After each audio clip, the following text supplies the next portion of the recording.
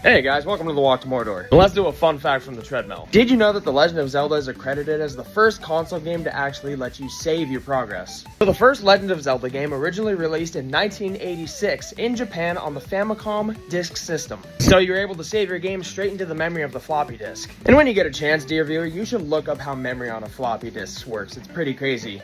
When it goes to write memory on it, the little disk spins, there's like a little write head, and then it shifts like magnetic polarities, and that gets represented into binary data in ones and zeros, which shows like what's happening in your game for another time, but you should look it up. It's really cool.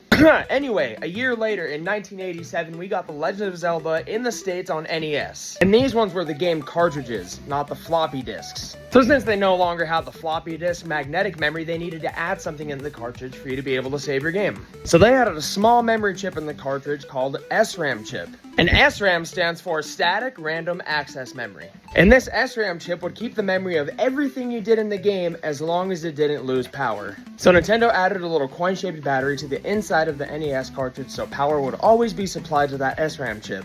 So even when power got cut to the cartridge by shutting off the NES console, power would always be supplied to the memory from that little battery. And now, you know. You probably know a little too much about this one. I probably could have just stopped at Legend of Zelda is credited with the first game to be saved, but whatever. And I'm going to do 2 miles today. I'll see you guys tomorrow.